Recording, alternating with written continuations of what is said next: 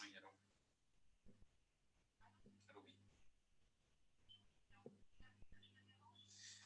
Dis-moi, vas-y vite.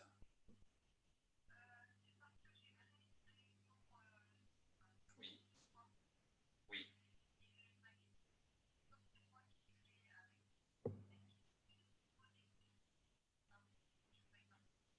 Oui, oui, oui, c'est juste sur ce nom-là, oui. Une fois que... Ouais, une fois qu'elle est lancée, il n'y a pas de souci, t'inquiète. Voilà, de rien, ciao.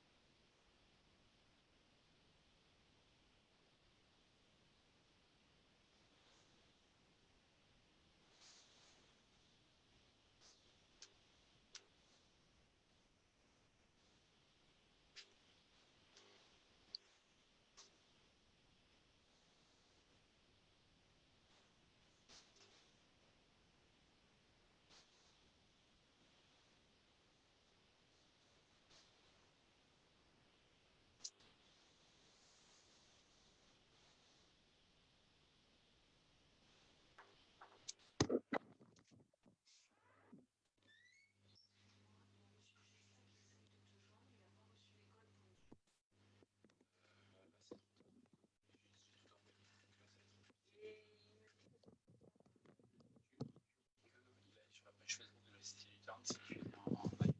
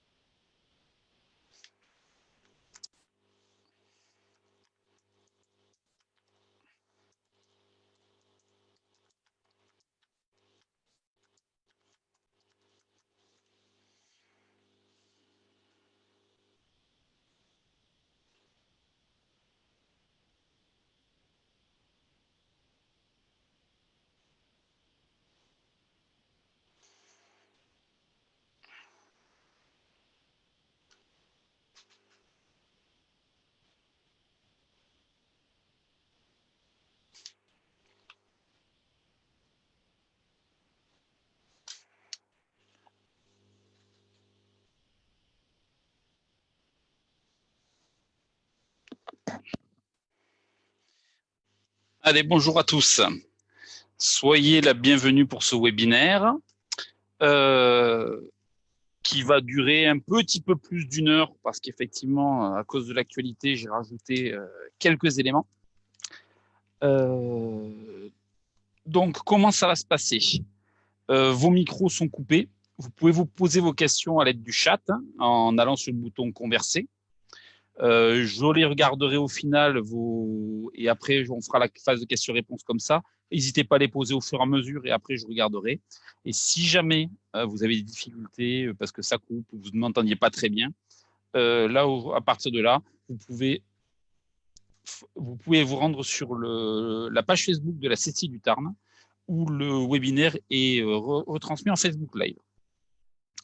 Après, rassurez-vous, ce webinaire est enregistré. Donc, on pourra vous envoyer le lien en replay et vous pourrez le revoir. Et aussi, par la suite, à la fin de cette réunion, quand vous appuierez sur le bouton « Quitter la réunion », vous aurez un petit questionnaire de satisfaction sur lequel on vous demandera effectivement de donner votre avis et surtout de savoir si vous voulez recevoir la présentation ou les autres éléments. Comme ça, en plus du replay, vous pourrez aussi avoir le support de la réunion. Allez, on va attaquer parce que le programme est assez rude. Hein. Voilà, déjà le premier point, sachez que ce webinaire, il se déroule dans le cadre de l'action transition numérique et cybersécurité. Cette action, menée en partenariat avec la région Occitanie et les 13 CCI d'Occitanie, ont pour objectif de sensibiliser, informer et accompagner les entreprises sur les impacts des nouvelles technologies, l'intégration du numérique dans le développement de leur activité, ainsi que les opportunités et risques liés à la digitalisation. Donc, effectivement, aujourd'hui, on va vraiment parler d'opportunités, vous allez voir, et de choses à mettre en place. Et donc, n'hésitez pas, parce que je sais qu'il n'y a pas que des gens de la CCI qui sont ressortissants de la CCI du Tarn. N'hésitez pas à vous revenir vers vos conseillers numériques pour en savoir plus sur cette opération. J'en profite aussi pour faire un petit zoom, surtout pour les commerçants qui nous écoutent, sur le plan de relance commerce et les autres mesures qui sont en train de se mettre en place. Il y a un plan en faveur du commerce de proximité, de l'artisanat et des indépendants qui est en train de se mettre en œuvre. Et les réseaux consulaires CCI et CMA sont confiés par le gouvernement à l'accompagnement des commerçants. Sur 2 sujets, la mutation écologique et numérique. Donc, ça veut dire que là-dessus, on va avoir des choses bientôt à vous proposer. On n'a pas encore tous les éléments. On vous contactera pour vous en dire plus. Mais si vous êtes d'ores et déjà intéressé, n'hésitez pas lors du questionnaire de satisfaction de demander à être recontacté. Donc là, effectivement, ça va se passer a priori en plusieurs phases. Il va y avoir 2 phases qu'on connaît, la 3e un petit peu moins. La première phase, c'est effectivement une phase de sensibilisation par ce genre d'atelier et puis d'autres éléments. Et il y aura une phase de diagnostic qu'on pourra vous proposer. De plus, vous l'avez tous entendu, Bruno Le Maire, le ministre de l'économie, a parlé de comment dirais-je, je cherche le mot, d'aide au numérique. Alors aujourd'hui, il y a eu cet effet d'annonce. Pour l'instant, on ne connaît pas encore les modalités. Donc là, n'hésitez pas. N'hésitez pas à venir vers nous reposer des questions. Pour l'instant, on ne les a pas, mais elles seront à venir. Alors, Viviane, vous me demandez comment on fait à voir mon image. Je l'ai enlevée pour que vous soyez plus concentrés sur le diaporama, donc ne vous inquiétez pas, c'est normal si vous ne me voyez pas. Je vous fais aussi un petit zoom sur les prochains rendez-vous.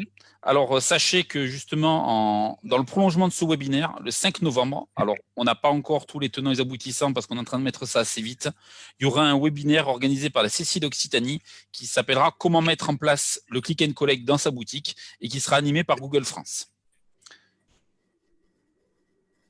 Et par la suite, le vendredi 6 novembre, la CCI du Tarn organise un webinaire RGPD. Alors, je sais, vous allez me dire, ce n'est pas trop d'actualité, mais pourtant, il faut s'y mettre et parce qu'il se passe beaucoup de choses.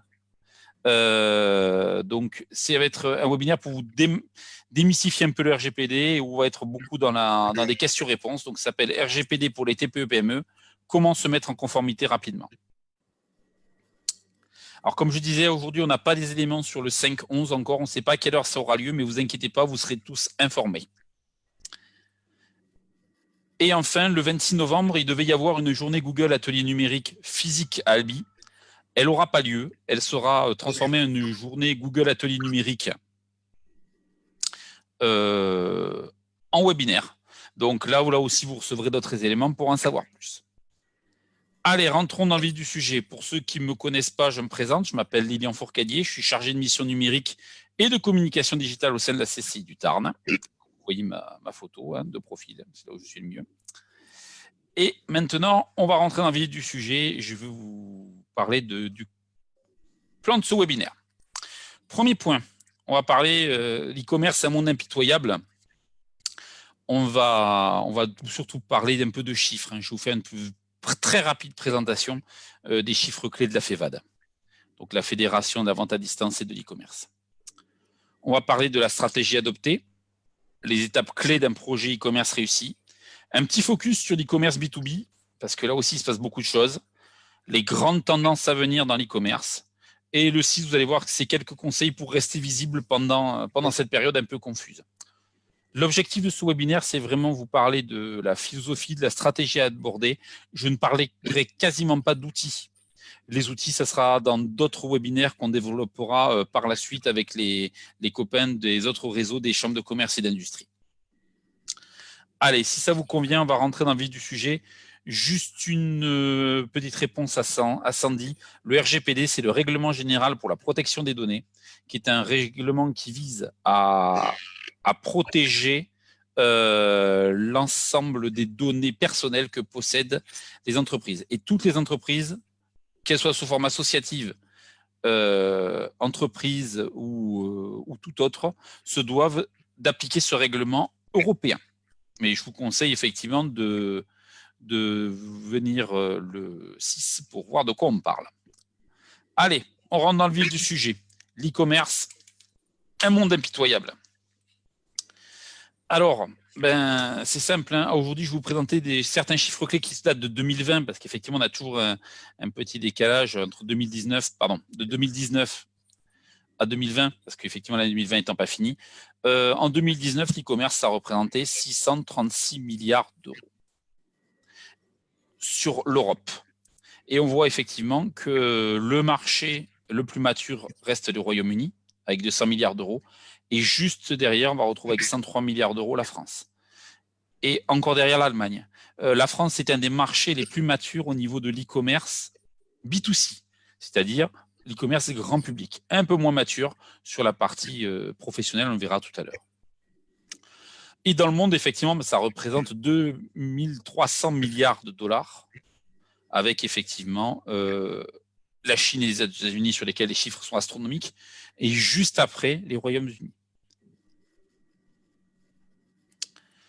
Si on regarde le montant moyen par acheteur en milliards d'euros, aujourd'hui, on voit que la différence entre l'Amérique du Nord et l'Europe reste relativement faible. Hein. C'est des marchés qui sont très matures et sur lesquels il se passe énormément de choses.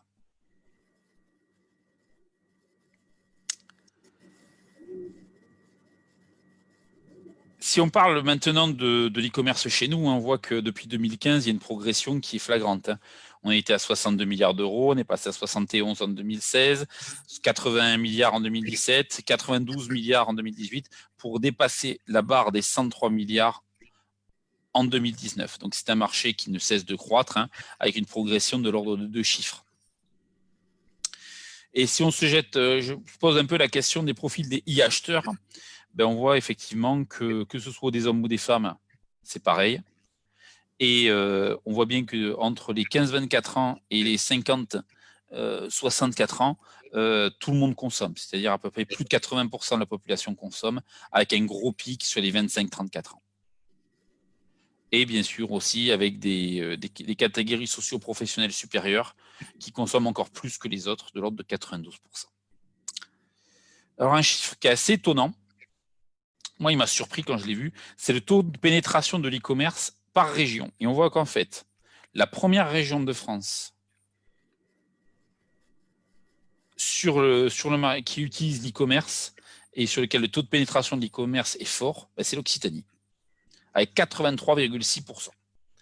Alors, j'essaie de me l'expliquer. Aujourd'hui, un des points pour moi, c'est qu'effectivement, on est dans une région assez rurale, avec donc effectivement des densités de population qui restent assez faibles. Et de ce fait, peut-être que pour les personnes les plus isolées, l'e-commerce reste aussi un bon moyen pour pouvoir avoir de la marchandise qu'ils ne pourraient pas avoir ailleurs. Ce sont ceux qui achètent, pas ceux qui vendent. Je précise. On parle des acheteurs par cible d'internautes et pas par les vendeurs. Donc aujourd'hui, effectivement, on est sur un taux de pénétration très très fort en Occitanie, plus que sur la région PACA.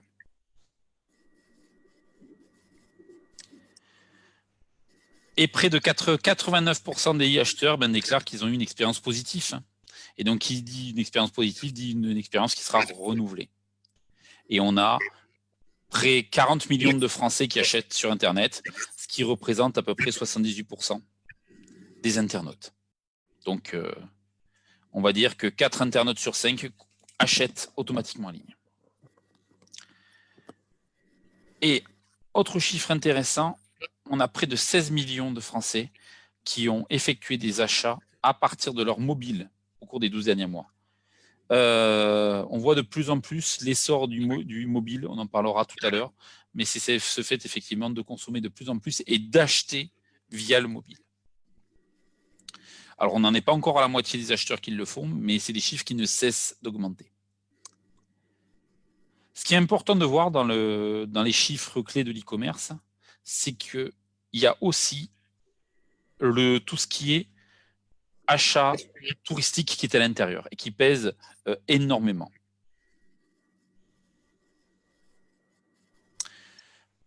Donc, c'est-à-dire qu'aujourd'hui, le tourisme pèse énormément dans le chiffre d'affaires 2019. Aujourd'hui, il pèse 46%. C'est-à-dire qu'on va retrouver là-bas, là-dedans, tout ce qui va être achat de transport, achat de nuitées, et ainsi de suite. Après, on va retrouver notamment tout ce qui est maison high-tech, électroménager, produits culturels, habillement, meubles. Et vous voyez effectivement qu'on a de plus en plus aussi la partie drive qui apparaît, qui avant était assez inexistante. Maintenant, elle pèse 6%. Alors, non Lionel, on n'a pas de répartition sur les web apps et les applis natives. Aujourd'hui, c'est un chiffre globalisé.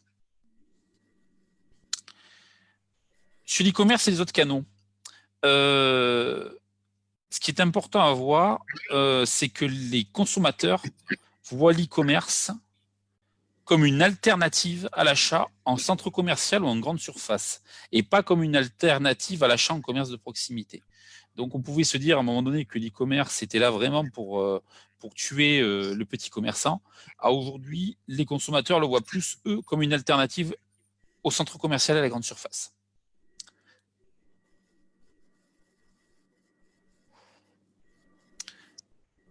Alors, je vois que vous me posez beaucoup de questions sur les chiffres.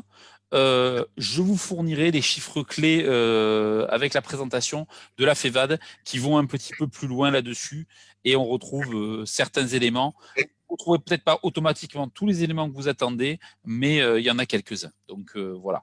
Là, je vous présente les chiffres principaux. On ne va pas trop rentrer dessus parce qu'on a d'autres choses à voir.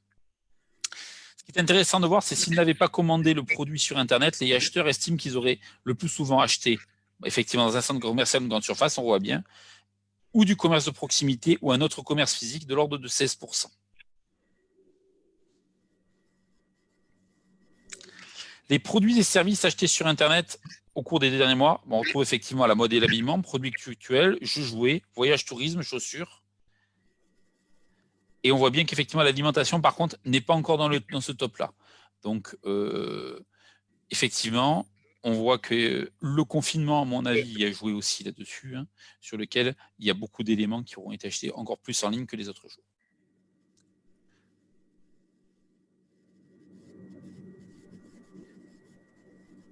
On estime aujourd'hui que 48,5% des internautes ont acheté au cours du dernier mois. C'est-à-dire qu'aujourd'hui, on estime qu'effectivement, il y a 50% des internautes 50% des acheteurs qui rachètent le mois d'après. Le panier moyen d'une transaction, aujourd'hui, il est de l'ordre de 59 €. Et c'est un panier moyen qui ne cesse de diminuer. Alors, vous allez me dire pourquoi? Ben, pour la raison est simple, c'est que la fréquence d'achat a augmenté, donc du coup, le panier moyen a diminué. C'est-à-dire que, comme on l'a vu, hein, un e-acheteur, il peut se retrouver à racheter d'un mois sur l'autre. Avant, on faisait des commandes beaucoup plus groupées et dans lesquelles on mettait beaucoup plus de choses. Là, maintenant, le panier moyen diminue parce qu'on en fait plusieurs. Et puis aussi, on a bien vu aussi que les frais d'expédition diminuent, les francos de port diminuent, et de ce fait, maintenant, les paniers s'arrêtent souvent à la limite du franco de port. Les modes de livraison utilisés, ben on voit bien, hein, le à haut domicile à plus de 85%. On voit que le point relais fonctionne aussi très très bien à 68%. Et le click and collect est en pleine évolution. Alors, on voit bien aussi que la livraison au travail, par contre, ça ne fonctionne pas. Hein. Ça, il faut dire que c'est quelque chose d'assez anglo-saxon. Chez nous, ça se fait pas trop de faire livrer ses colis au travail. Et c'est un peu plus vrai chez les anglo-saxons. Et pareil en consigne, c'est-à-dire se faire livrer directement dans des bornes ou qu'on peut s'ouvrir avec des codes. Là aussi, chez nous, c'est pas vraiment significatif.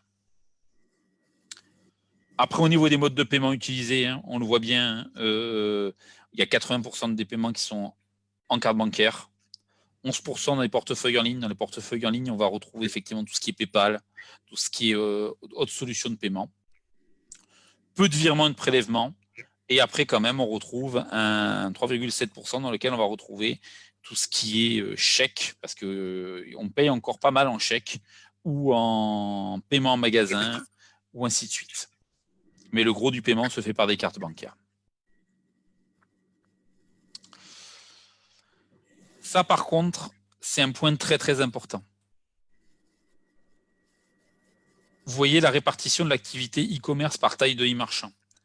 À aujourd'hui, 73,6% du CA du marché est réalisé par 1,1% des sites Internet.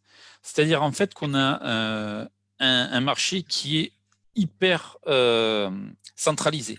C'est-à-dire qu'il y a peu de sites Internet qui génèrent à eux seuls près de 10 millions de chiffre d'affaires par an, ou plus de 10 millions de chiffre d'affaires par an. Ce qui veut dire qu'à aujourd'hui, 71,1% des sites ne prennent que 1,5% du marché. C'est-à-dire qu'on a beaucoup de sites, mais qui ne font pas beaucoup de ventes. Et ça, c'est toute la problématique de l'e-commerce aujourd'hui. C'est qu'on a une offre pléthorique avec des acteurs qui, eux, sont facilement visibles et qui mettent des gros moyens marketing pour l'être. Et de l'autre côté, on a énormément de petits acteurs qui, eux, ont du mal à retrouver leur rentabilité. Au niveau des leaders du secteur, paradoxalement, sur ceux qui font 100 millions d'euros d'annuel, il y en a 73% qui sont rentables, 12% qui sont à l'équilibre. Ça veut dire qu'il y en a quand même 15%, même s'ils sont leaders sur leur marché, qui ne sont pas rentables et qui sont en perte. Et de l'autre côté, on retrouve à peu près les mêmes stats, mais répartis un peu différemment. Sur les sites de moins de 10 millions d'euros annuels, on a 50% des sites qui sont rentables, c'est-à-dire un site sur deux, et 34% qui sont à l'équilibre. On voit aussi que ces gros sites marchands, ils vendent à l'international. Aujourd'hui, 61% des sites leaders vendent à l'international. Et 27% sont aussi présents sur les marketplaces, c'est-à-dire les places de marché comme Amazon, Cdiscount, Etsy, j'en passe et des meilleurs. Aujourd'hui, c'est aussi pour diversifier leur présence et leur permettre d'être visibles ailleurs. Un dernier chiffre là-dessus, on compte aujourd'hui plus de 200 000 sites marchands, 200 650 sites marchands. Donc, je vous invite peut-être à regarder les ratios dont on parlait tout à l'heure. Hein.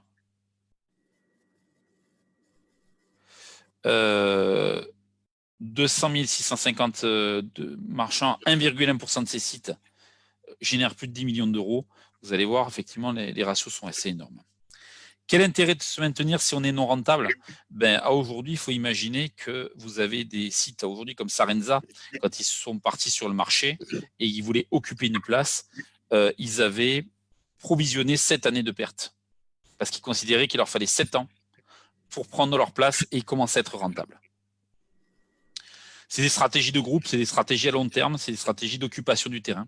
Et pour certains aussi, c'est des stratégies pour être rachetés par la suite. Là, je vous montre un peu des prévisions sur la part du commerce en ligne dans le commerce total, avec un peu de prédictif. Aujourd'hui, le commerce en ligne représente à peu près, en 2020, on estime qu'il représente 16% du commerce total. On estime qu'en 2023, ça sera 25%.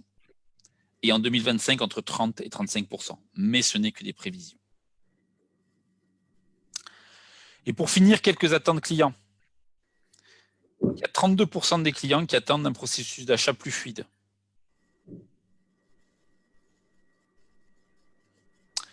19% veulent une amélioration des résultats de recherche des moteurs internes. 22% veulent un achat sur mobile plus aisé et 20% veulent des sites web plus rapides. Les e-commerçants, qu'ils soient pure player ou multicanal, ils doivent répondre à des clients dont les niveaux d'exigence est renforcé. Alors, pour répondre à Christelle, à aujourd'hui, je vous ai parlé des gros, mais pour les petits aussi, il y a une notion d'occupation du terrain. On part du principe que quand on lance un site, la première année, on n'est pas rentable. Parce qu'il y a un temps d'occupation du terrain, il y a un temps de mettre en place sa clientèle et ainsi de suite. Donc, là aussi, ne croyez pas qu'en un an, on va pouvoir mettre sa clientèle en place. Il va falloir un petit peu plus, enfin pas un an, en quelques jours. Parce que, effectivement, comme il y a énormément de concurrence, il faut se faire sa place dans sa visibilité. Voilà, on a fini avec la partie chiffres. Maintenant, on va vraiment rentrer dans la partie stratégie. Quelle stratégie adopter là-dessus? Alors, Lionel, 1 an pour des pure players et je dirais aussi 1 an pour du canal de vente supplémentaire. Parce qu'il ne faut pas se leurrer sur la partie canal de vente supplémentaire. On cherche aussi à agrandir sa zone de chalandise et donc à trouver de nouveaux clients. Et pas seulement à fidéliser les clients déjà existants. Les règles d'or du web. Il n'y a pas que des avantages à être sur Internet. La première règle, hein, les clients derrière un écran d'ordinateur sont bien plus exigeants que des clients physiques. Et oui, aujourd'hui, c'est beaucoup plus facile de râler derrière son ordinateur et d'être peut-être plus exigeant que si on avait la personne en face à face. Ça, c'est certain. Il ne faut pas oublier qu'on est ouvert 24 heures sur 24, 7 jours sur 7. Et oui, vous allez avoir des gens qui vont passer des commandes à 3 heures du matin parce qu'ils font une insomnie, ou le dimanche, et qui se disent, de toute façon, après, je serai livré. Donc, c'est toute la difficulté de l'e-commerce, c'est qu'aujourd'hui, autant un commerce physique a des heures d'ouverture et de fermeture, autant un site marchand, il est ouvert 24 heures sur 24. Ça veut dire qu'il faut être vigilant, ça veut dire qu'il faut avoir une messagerie qui va bien et qu'on puisse récupérer facilement les éléments. Le troisième point, et qui est sans doute le point le plus contraignant, c'est qu'on est soumis aux règles des moteurs de recherche. Ça veut dire quoi? Ça veut dire qu'aujourd'hui, on a un site qui doit se plier aux exigences de moteurs de recherche comme Google, dans sa construction, sa manière d'être, ou ainsi de suite. Parce que vous le verrez par la suite, le premier client qu'on a sur Internet quand on a un site marchand, c'est Google lui-même, pour ne pas le citer. Ça veut dire qu'aujourd'hui, le site est un perpétuel chantier. Ne pensez pas que la création d'un site marchand, c'est la fin de l'aventure. Au contraire, ça n'est que le début. On a fatalement une e-réputation à gérer. Ça veut dire quoi? Ça veut dire on a la réputation de son commerce. Là, on a la e-réputation de son e-commerce en ligne qui est à gérer, et donc à gérer les avis clients et tout ce qui va aller avec, sachant que, comme on a dit, les clients étaient bien plus exigeants que les clients physiques. On a souvent beaucoup plus d'avis négatifs à gérer que d'avis positifs. Parce que malheureusement, nous sommes des latins et on râle d'abord. Et quand ça se passe bien, c'est normal. Donc aujourd'hui, la e-réputation est un vrai sujet et qui est souvent un petit peu plus compliqué à gérer que dans la vie de tous les jours. Et après, bien sûr, il faut être en veille sur la concurrence, les nouvelles tendances du marché, les nouvelles technologies, parce qu'on est sur quelque chose qui bouge assez vite et sur lequel je l'ai vu, moi, par l'expérience que j'ai avec la Chambre de commerce, où j'ai vu très rapidement des sites qui étaient leaders sur leur marché, qui n'ont pas fait les bons choix technologiques et qui n'ont pas suivi les bonnes tendances, qui se sont retrouvés à la ramasse et qui ont dû plier boutique. Donc, il faut être très vigilant et la partie veille, elle est très, très, très importante. Le premier point, et le point capital, et qui est valable à peu près dans tous les métiers du monde, si on veut bien vendre, il faut bien comprendre les attentes des clients. C'est le nerf de la guerre. Et là-dessus, c'est indispensable de faire une étude de marché ou une mini-étude de marché pour savoir ce qu'il faut faire. Parce qu'il faut comprendre les besoins du client, identifier ses valeurs. Pourquoi les valeurs? On en parle de plus en plus. C'est que de plus en plus de gens souhaitent acheter à des gens avec lesquels ils partagent des valeurs, qu'elles soient écologiques, qu'elles soient philosophiques ou ainsi de suite.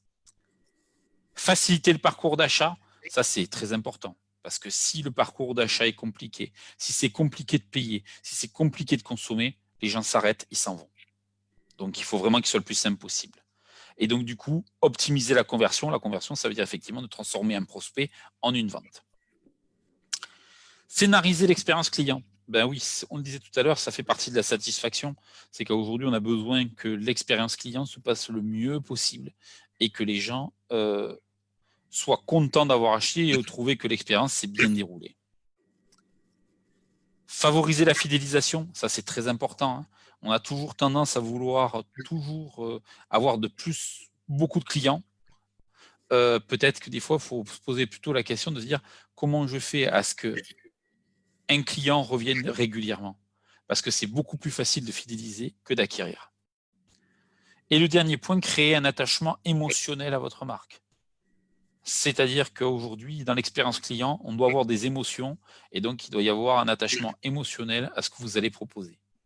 Donc là, on est dans du subjectif, mais qui est important. Donc, il faut bien comprendre ses clients pour bien générer la bonne démarche. On parle aussi, dans cette démarche-là, de créer des personas ou des buyers personas. En fait, c'est un archétype. c'est un archétype de qui est votre acheteur. On pourrait déterminer, moi, mon acheteur, c'est une femme en bas âge, une femme active, avec 2 enfants en bas âge. Elle s'appelle Clémence. Elle a un bon revenu, mais elle est tout le temps pressée. Il faut qu'elle cherche des choses rapides, des choses simples. Ça va vous permettre de personnaliser la relation et surtout, ça va vous permettre de vous poser la bonne question de qui est vraiment votre achetrice, votre acheteur. Donc, ça veut dire qu'il faut définir ses cibles, comprendre ses prospects, c'est-à-dire se mettre dans leur peau, créer des contenus personnalisés, des centres d'intérêt, des besoins, apporter de la cohérence, de la pertinence au parcours d'achat. Vous allez voir, le parcours d'achat, il est important parce que si vous passez à côté, fatalement, il n'y a personne qui achètera chez vous. Et aussi pour vous aider à convertir plus facilement vos prospects en clients. Pour définir votre marché, quelle question à se poser? Qu'est-ce que je peux vendre le mieux? Se dire je vais tout vendre sur de l'e-commerce, c'est peut-être pas la bonne solution. Mais par contre, se poser la question de se dire qu'est-ce que je peux vendre le mieux et quelles sont les choses les plus intéressantes, quels sont mes produits phares, quels produits ou services je souhaite mettre en avant, où sont mes plus fortes marges et quelles sont mes nouveautés. Aujourd'hui, déjà, c'est la première question à se poser. Parce qu'il y a des fois où vous pouvez vous retrouver dans des situations très inconfortables. Où, je vous prends un exemple que j'avais vu il y a quelques années en arrière, quelqu'un qui voulait vendre des bidons d'huile. Donc de l'huile d'olive, très intéressant, mais pas très qualitative. Ça veut dire qu'on se retrouvait avec de l'huile qui faisait 5 litres et qui coûtait 3-4 euros.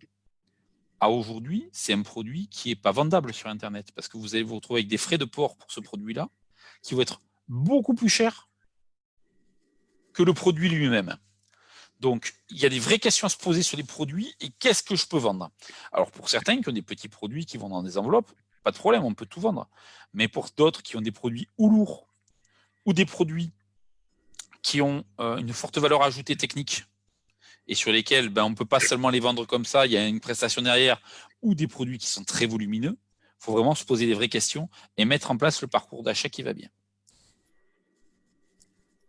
Et pareil sur des marges. Aujourd'hui, dites-vous que l'idée, c'est pas de vendre à perte, c'est toujours vendre là où vous avez le plus de marge et là où vous allez faire le plus de bénéfices dessus. Ça, c'est un diagramme que j'aime bien parce qu'en fait, il repositionne plein d'éléments. Aujourd'hui, il faut partir dans la logique que le site marchand, voilà, donc cet après-midi, elle peut rappeler à partir de 14h. Il est au cœur de votre système. C'est-à-dire que aujourd'hui, le site marchand, il est au cœur et tout tourne autour. C'est-à-dire que vous allez avoir tout ce qui est outils de géolocalisation, par exemple comme Google My Business, il doit renvoyer vers le site marchand. Tout ce qui va être vos chaînes YouTube ou partage de contenu, il doit retourner vers le site marchand. Les réseaux sociaux, tout ce qui est action de référencement naturel, fatalement, tous les liens, le trafic direct. Si vous faites des opérations événements, vous le renvoyez sur votre site marchand. Vous l'avez bien vu, aujourd'hui, pour vous inscrire à ce webinaire, je vous ai demandé de vous inscrire sur le site de la CCI. Aujourd'hui, je me sers de ça parce que c'est beaucoup plus simple de récupérer pour moi ces informations que de vous demander de vous envoyer une feuille volante. Et pareil dans les campagnes médias. On voit bien maintenant sur la radio ou sur la publicité en magasin, sur la télévision, que de plus en plus de sites marchands communiquent là-dessus. Oscaro a été très très présent, par exemple, sur la radio et d'autres sites sur des publicités. L'idée, c'est qu'effectivement, on se serve des autres médias pour ramener vers le site. Pourquoi on veut tout ramener vers le site? Parce que c'est là qu'on fait les ventes et surtout, c'est là qu'on va pouvoir tout mesurer. Alors, la première question, c'est qu'est-ce qu'un site Internet efficace? Alors, moi, je vous ai mis une petite définition là-dessus qui me semble importante. La première, c'est un site qui génère du trafic qualifié. Parce que vous allez le voir, un site, il génère du trafic, mais pas toujours les gens que vous voulez avoir. Donc, l'idée du trafic qualifié, c'est que ce sont bien des gens qui sont potentiellement vos clients qui viennent sur le site. Et ça, vous allez dire comment on va faire. Ne vous inquiétez pas, on en parlera plus tard. Il dispose d'une interface ergonomique. Ça veut dire que quand j'arrive sur le site, je ne suis pas paumé. Je ne me pose pas la question de « Ah ben tiens, est-ce qu'il faut que j'appuie ici ou j'appuie là ?» Élément important, aujourd'hui, il vous faut moins de 3 secondes pour savoir si le site vous intéresse ou pas. Ça veut dire qu'en 3 secondes, on n'a pas le temps de lire. C'est-à-dire, j'arrive sur le site, ah non, c'est pas ça, je ferme. Ça veut dire que c'est juste l'image ou l'impression que vous a donné le site. Donc, il faut être très vigilant sur cette partie interface et graphisme où il faut montrer du sérieux et faire en sorte que ce soit le plus ergonomique possible. Un site aussi qui représente bien l'univers de l'entreprise. Ça veut dire que si je suis dans la nourriture et que je vends des produits italiens, je dois avoir un petit goût d'Italie rien que dans les visuels et rien que dans la manière de faire. Donc ça, aujourd'hui, je dois être un site qui est cohérent avec ce que je vends. Je vous rappelle tout à l'heure ce qu'on parlait, on parlait d'émotion. Le site il doit générer une émotion, comme un point de vente. C'est un site qui fournit de l'information pertinente et régulièrement mise à jour. Je crois qu'il n'y a rien de pire que d'arriver sur un article, de vouloir le commander et de dire « Ah ben non, finalement, il n'est plus disponible ». Ça, je crois que c'est un tue la vente. Ou alors d'arriver sur une page où il y a écrit « Dernière mise à jour le 18 octobre 2002 ». On se dit « Ben non, ben voilà, c'est pas sérieux ». Donc, n'oubliez pas que on ne fait jamais, on fait toujours… la bonne impression, ça n'est qu'une fois. Donc, il faut être vigilant là-dessus. Il doit être souple et évolutif, ce site. Ça veut dire qu'aujourd'hui, vous pouvez facilement rajouter des produits, modifier des choses sans que ça devienne le parcours du combattant. Il propose un ou des services à valeur ajoutée. Alors, service à valeur ajoutée, c'est quoi? Ben, ça peut être tout simplement l'inscription à une newsletter, ça peut être un blog, ça peut être tout simplement une présence sur les réseaux sociaux. Et surtout, il permet de contacter l'entreprise facilement. Je pense que c'est un des points forts. Si on n'est pas une multinationale, il faut compenser avec la proximité. Ça veut dire qu'aujourd'hui, il faut que le site Internet vous permette d'avoir du contact avec le client, que ce soit du contact téléphonique, physique. Aujourd'hui, c'est le plus important. Il vous faut à tout prix mettre vos coordonnées de manière simple et visible pour être contacté par le plus grand nombre. Alors, quels outils, quelles méthodes à utiliser? Il y en a plein. Celle dont vous allez entendre le plus parler, c'est effectivement le référencement naturel. C'est toute cette notion de travailler le site pour qu'il soit plus visible sur les réseaux sociaux. On va retrouver aussi les techniques liées au référencement payant. Donc là, on va payer pour être visible. On peut faire de l'emailing. Alors, pas de l'emailing d'acquisition client, parce que si vous en recevez un mail de quelqu'un qui vous connaît, que vous connaissez, oui, vous allez l'ouvrir. Si vous recevez un email de quelqu'un que vous ne connaissez pas, vous ne l'ouvrirez pas parce que vous êtes submergé. Donc, c'est pour ça qu'on appelle ça de l'emailing de fidélisation. C'est que je n'ouvre des mails que de gens que je connais. Vous allez pouvoir être présent sur des places de marché, mais attention aux places de marché, on en parlera tout à l'heure. Vous allez pouvoir faire de la publicité payante aussi, ce qu'on appelle du display, c'est-à-dire de l'affichage de bannières. On va pouvoir travailler l'affiliation, du marketing mobile, des blogs, du storytelling, des réseaux sociaux, du marketing influence. On va pouvoir faire beaucoup de choses. Mais avant tout, il faut bien cadrer son projet. Partez pas dans tous les sens sur toutes ces méthodologies. L'idée, c'est travailler step by step et ajouter au fur et à mesure les éléments dont vous avez besoin. Parce qu'aujourd'hui, l'affiliation qui consiste en fait à avoir des commerciaux en ligne, c'est quelque chose qu'on ne peut faire qu'après un certain temps d'existence sur Internet. Donc aujourd'hui, effectivement, pour démarrer, on peut se poser les bonnes questions sur le référencement naturel, les réseaux sociaux, pourquoi pas un blog et peut-être les places de marché. Ce qui est capital, pour que vous ne soyez pas embêtés, c'est bien prendre en compte la législation. Ça veut dire avoir des conditions générales de vente conformes à la législation en vigueur et à vos produits. Soyez très vigilants là-dessus, parce qu'il se passe beaucoup de choses. Des fois, les gens se disent « Allez, je copie les conditions générales de vente du voisin et ça va le faire. » Sauf que déjà, souvent, les conditions générales de vente du voisin, ce ne sont pas les vôtres. C'est peut-être pas les mêmes produits et c'est même peut-être pas la même législation qui est en vigueur. Donc, soyez vigilants. Moi, je ne saurais trop vous conseiller de vous retourner vers un conseil juridique. Alors, que ce soit un avocat ou un juriste, vous n'êtes pas toujours obligé d'aller voir un avocat pour là-dessus, mais vous pouvez très bien aller voir des juristes. Il y a des juristes qui sont spécialisés dans le droit commercial et ils pourront vous faire de très bonnes conditions générales de vente. Évitez de les pomper en ligne parce que vous risquez certaines mésaventures. Il y a quelques années en arrière, Vente Privée avait lâché un avocat, parce qu'il n'y a pas d'autre mot, sur tous ceux qui avaient pompé leurs conditions générales de vente. L'avocat faisait un procès à toutes les boîtes qui l'avaient fait et gagnait systématiquement. Et à chaque fois, il se faisait un petit billet de 5 000 €. Donc, ça serait dommage de ne pas vouloir faire des conditions générales de vente à quelques centaines d'euros pour les perdre après par la suite à 5 000. Donc, soyez très vigilants. N'oubliez pas aussi que du moment que vous vendez des articles, vous êtes soumis à la loi Hamon. La loi Hamon, qui est en fait une directive européenne qui a été votée et sur laquelle, effectivement, c'est elle qui régit tout ce qui est délai de rétractation, tout ce qui est conditions de paiement et conditions de retour, ainsi de suite. Donc ça, je ne saurais trop vous conseiller de bien voir, parce qu'après, il y a certains articles qui entrent en vigueur et non pas. Et du coup aussi, techniquement et juridiquement, votre site doit être conforme au RGPD. On en parlait tout à l'heure, le règlement général pour la protection des données. Aujourd'hui, effectivement, ce site-là, il doit être conforme dès le départ, parce que sinon, vous n'êtes pas dans la légalité et ça pourra vous être reproché par la suite. Alors, la loi Hamon, principalement sur les articles. Les services, c'est autre chose, parce que souvent, les services sont personnalisés, et donc du moment qu'on est sur un service personnalisé, la loi Hamon ne s'applique pas automatiquement. Donc, principalement, articles. Et être vigilant, car la législation n'est pas qu'en France, mais aussi à l'international. Parce qu'aujourd'hui, effectivement, le fait de vous ouvrir en mettant des outils de vente en ligne fait que vous n'allez pas automatiquement vendre qu'en France. Vous pouvez vous retrouver à vendre à des pays limitrophes et ainsi de suite. Et dans lesquels il y a des législations particulières. Je pense notamment à tout ce qui est alimentaire. Donc il faut être très, très, très vigilant avec ça. La logistique. On dit, et je partage, que 50% de la réussite d'un e-commerce, c'est la logistique. Donc, il faut bien la préparer et pas la sous-estimer. Et considérez-la comme un avantage concurrentiel et un outil de fidélisation. Aujourd'hui, la logistique, c'est le nerf de la guerre. Je vous commande quelque chose. J'espère presque qu'il y a quelqu'un qui va taper à la porte pour m'amener le colis.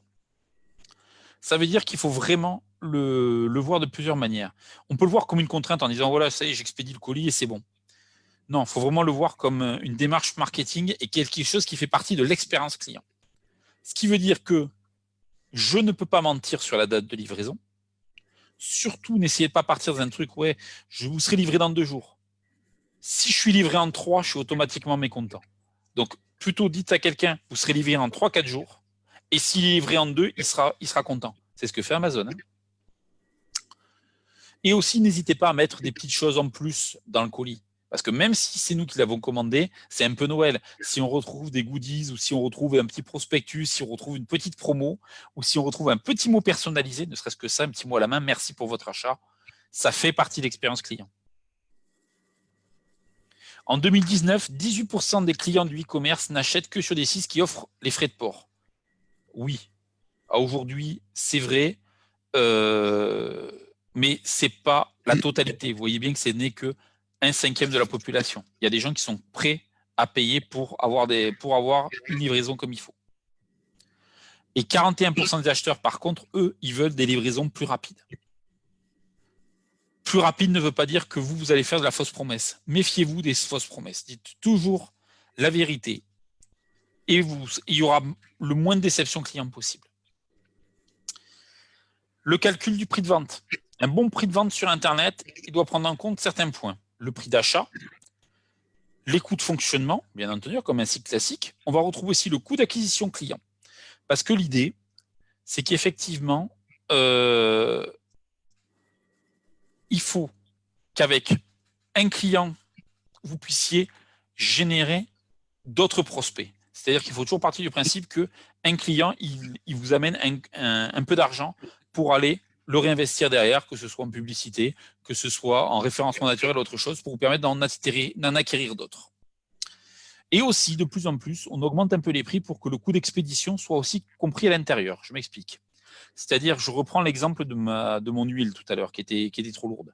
Peut-être qu'en fait, le bon concept, c'est de dire qu'il faut que j'augmente le prix de vente pour diminuer le prix de livraison, c'est-à-dire inclure un petit peu du prix de livraison dans la vente. Comme ça, de ce fait, les coûts de livraison sont moins forts et du coup, ça n'est plus un frein à la vente. Parce qu'aujourd'hui, des frais de livraison trop chers, et bien effectivement, les gens disent, moi, j'achète pas. Et comme on disait, attention aux produits lourds qui, eux, génèrent des frais complémentaires.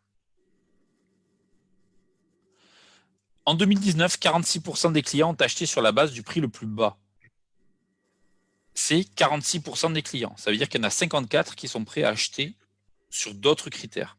Donc, à un moment donné, il va falloir se concentrer plus sur ceux qui sont prêts à acheter au bon prix que ceux qui veulent acheter au prix le plus bas.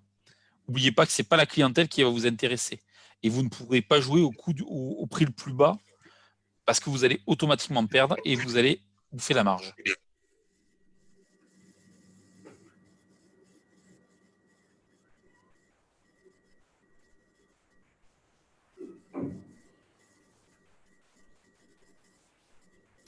Alors, la question de Christelle.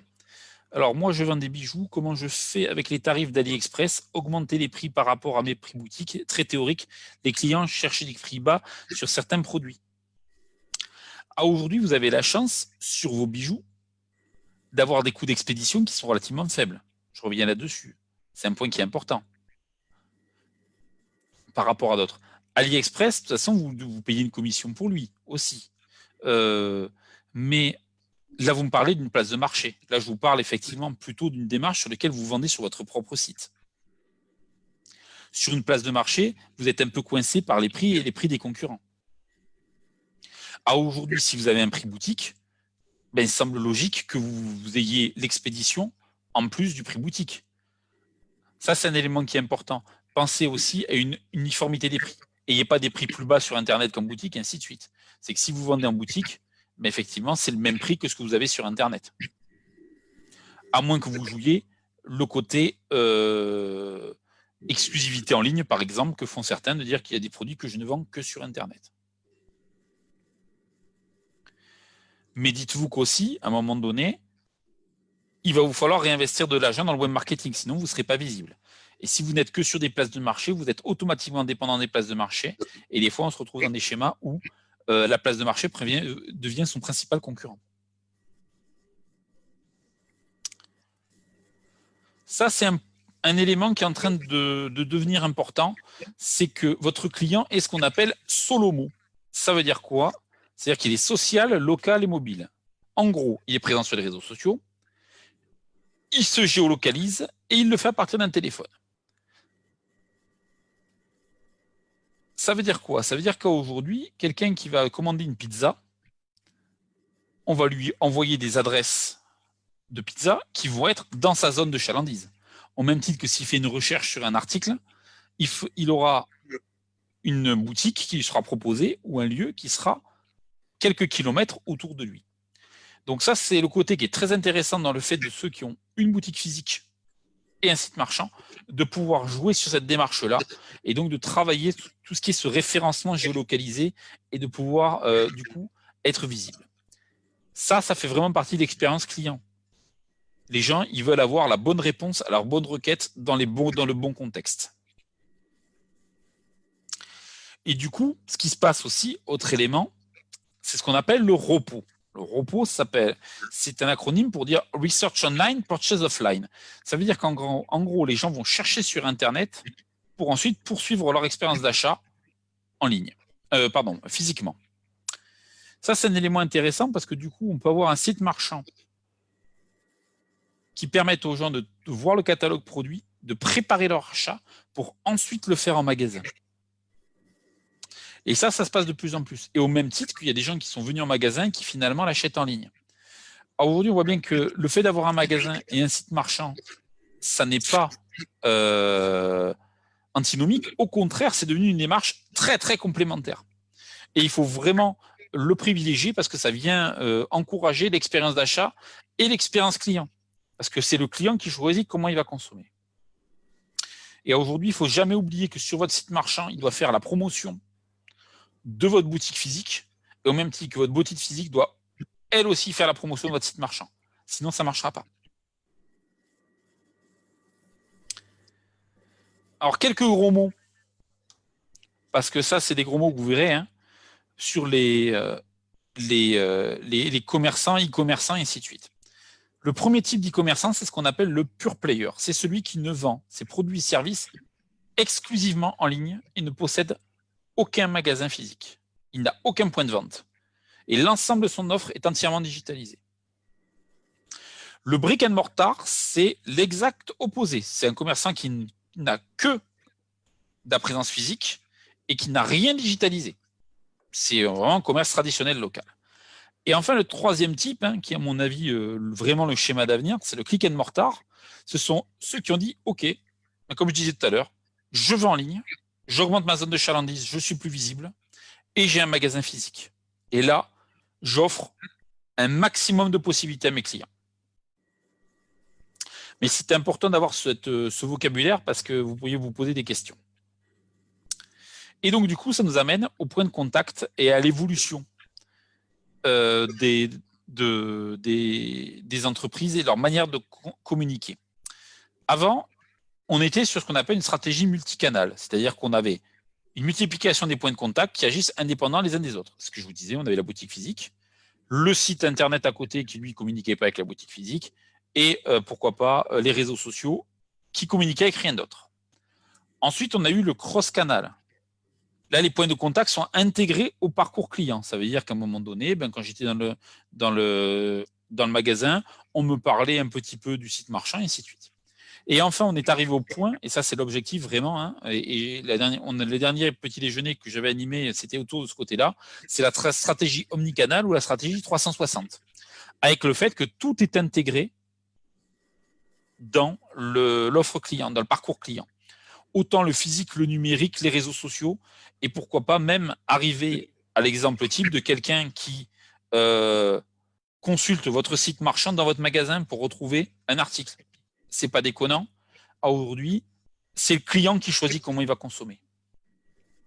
Et il ne faut pas avoir peur d'intégrer tous les canaux, bien au contraire. Plus vous les intégrerez, plus vous laisserez la main au client, plus il sera satisfait de son expérience. Et donc, effectivement, la stratégie omnicanal, je viens de le dire, ça correspond au fait d'utiliser plusieurs canaux d'une marque en même temps. L'omnicanal permet de répondre aux attentes et aux comportements des consommateurs qui deviennent de plus en plus connectés et dépendants d'Internet. Alors, je sais que pour certains, vous allez vous dire, ouais, mais le mec, il est dans mon magasin en train de regarder son téléphone. Regarder son téléphone, il pourrait me demander. Oui, il pourrait vous le demander, mais s'il le fait, c'est qu'il n'a pas envie de le faire. Donc aujourd'hui, prenez pas ça comme une attaque personnelle. Dites-vous qu'aujourd'hui, c'est un nouveau mode de consommation et il faut l'accepter. L'autre point qui est important, c'est l'inbound marketing. Aujourd'hui, on se rend compte que aller chercher du client, ça devient de plus en plus difficile. Et puis, quand on vient vous chercher, je ne sais pas pour vous, mais quand ça devient agressif, on a un sentiment de recul, on n'a pas envie d'y aller. L'idée de l'inbound marketing, c'est l'inverse. C'est de dire aujourd'hui, je mets en place suffisamment d'éléments pour que le client puisse me trouver et puisse m'attirer.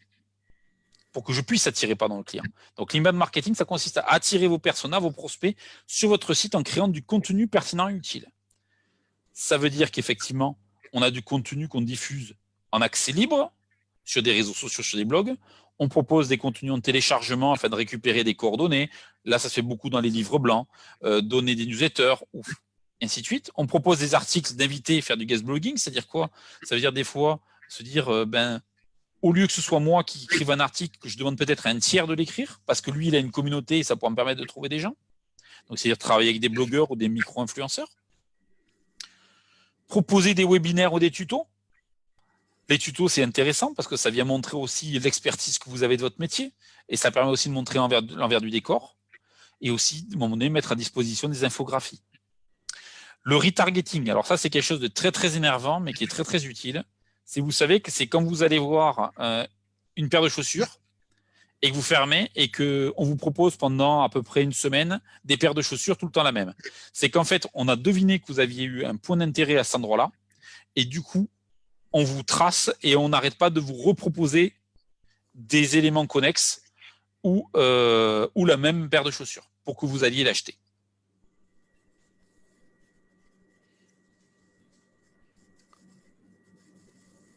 N'oubliez jamais ça. Parce que c'est terriblement vrai, c'est valable pour tout le monde. C'est même valable pour nous, chambres de commerce. Votre marque n'est pas ce que vous en dites, mais ce que Google en dit. Google, c'est votre premier client. Donc, aujourd'hui, s'il y a quelqu'un qu'il vous faut satisfaire, c'est lui. Alors, vous allez me dire pourquoi Google? Oui, je pourrais vous parler d'autres moteurs de recherche, comme Bing, comme Quant, ou ainsi de suite.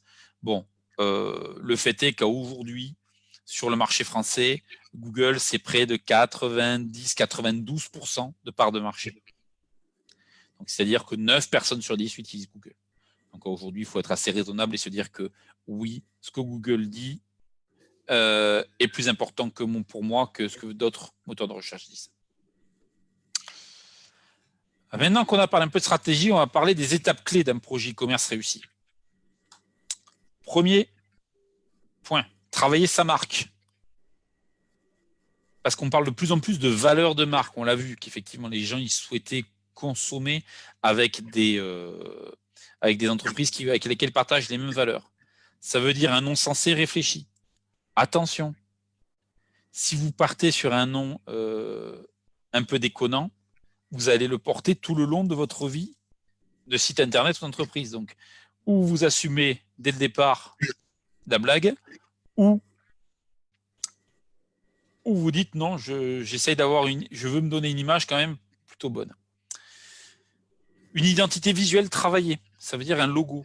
Aujourd'hui, c'est important un logo parce qu'on est dans le monde de l'image. Et un logo trop artisanal, il pourra être interprété peut-être d'une mauvaise manière. Ça ne fera peut-être pas assez pro. Donc, travaillez les choses avec des graphistes pour que vous ayez le bon visuel. Et bien sûr, un environnement d'achat qui met en confiance. Je reviens sur ce que je vous disais tout à l'heure. 30 secondes, 3 secondes, il me faut pour me dire est-ce que c'est le bon site ou pas. Donc, si l'environnement d'achat me met en confiance, déjà, il y a plus de chances que je reste sur le site. Il va falloir aussi créer un univers d'achat, un peu comme une boutique physique. On va mettre en place, en gros, sa vitrine, l'intérieur, l'aménagement. Ça veut dire qu'il va falloir séduire, donner envie et évoquer le sérieux, être clair et ordonné, et logique et cohérent avec votre univers. Ça veut dire que là, on va afficher les valeurs, on va afficher tout ce qui va correspondre à mon univers d'achat et à la manière dont je perçois la relation client. Point super important, il va falloir le rassurer, le client. Parce qu'un client qui n'est pas rassuré, il n'achète pas. Ça veut dire qu'aujourd'hui, tous les sites mettent en place des indicateurs pour dire aux gens, vous inquiétez pas, il n'y a pas de souci, vous pouvez acheter. Mettez-vous aussi à leur place. Des fois, vous êtes allé sur des sites où vous dites, non, je n'irai pas acheter sur celui-là parce que je ne suis pas rassuré. Donc là, c'est pareil. Donc les premiers points, c'est mettre des pictos de réassurance. Un picto de réassurance, c'est peut-être le logo d'une banque parce que ça rassure. Ou tout autre logo, tout autre label qu'on va pouvoir mettre. Ne pas hésiter à mettre un contact téléphonique. Ça rassure les gens. Ils disent, si j'ai un problème, je sais que je peux appeler. Être rapide dans la réponse, parce qu'effectivement, si on ne l'est pas, les gens peuvent se dire, oh là là, c'est une arnaque. Il ne faut pas hésiter à multiplier les liens de contact. Alors là, je ne peux pas le faire, mais quand je suis en présentiel, je demande aux gens comment ils cherchent le lien de contact sur un site internet. Eh bien, vous avez la moitié de la salle qui le cherche en haut et l'autre moitié qui le cherche en bas. Donc, ce qui veut dire qu'aujourd'hui, si vous voulez répondre au plus grand nombre, il va falloir mettre un point de contact en haut, en bas, au milieu. L'idée, c'est de répéter ces éléments-là pour être sûr que les gens se disent, oui, bon, je sais que je peux les contacter. Et des fois, rien que le fait de savoir qu'on peut les contacter, ça rassure. Et puis aussi, proposer plusieurs moyens de paiement. À un moment donné, si on se dit, je fais que du PayPal, eh bien, dites-vous que du PayPal, ça peut freiner des gens parce qu'ils ne connaissent pas la solution et qu'ils se disent, moi, je ne vais pas acheter par là. Donc, il va falloir avoir un certain champ de moyens de paiement pour faire en sorte que le client soit rassuré. Bien sûr, il va falloir montrer les produits. Les visiteurs, ils ne peuvent pas le toucher, le produit sur Internet. Donc, ça veut dire qu'il va falloir mettre un maximum d'arsenal pour leur permettre d'avoir le sentiment d'essayer. C'est-à-dire constituer un catalogue en le hiérarchisant de la bonne manière, rester logique, surtout si on a de nombreux produits parce qu'on peut très vite déraper, faire des descriptions de produits détaillés, associer des conseils techniques. Le conseil technique, c'est souvent la petite phrase que vous donnez en magasin. Dire, tiens, tel conseil, si vous pouvez le faire avec ci, ça. Dites-vous que votre fiche produit, il n'y a pas de vendeur. Donc, plus vous mettrez d'éléments de vente à l'intérieur ou pour conseiller les clients, plus il y a de chances que les gens se disent, oui, ça me convient. Avoir de très bons visuels. Alors ça, c'est tout juste le nerf de la guerre. Si la photo est pourrie, on n'achètera pas. Donc, ça veut dire qu'aujourd'hui, on est condamné à avoir de très, très bons visuels. Et idéalement, Si on peut mettre de la vidéo, c'est encore mieux, parce que finalement, avec la vidéo, on arrivera peut-être un peu à combler cette notion de vendeur virtuel qui n'est pas présent. Afficher clairement le prix. Aujourd'hui, les internautes, ils n'aiment pas les mauvaises surprises. Donc, c'est-à-dire qu'aujourd'hui, on doit afficher clairement le prix. Il y a des internautes pour qui acheter sur Internet, c'est acheter moins cher. Et encore, je vais vous dire, c'est de moins en moins vrai, parce que pour bien regarder, je me suis rendu compte qu'il y a certains sites qui se disent être les moins chers, qui ne le sont pas. Et des fois même, ça coûte moins cher d'aller dans son magasin de quartier que d'acheter en ligne. Mais c'est la promesse et c'est la légende urbaine que tout le monde s'est mis. Donc,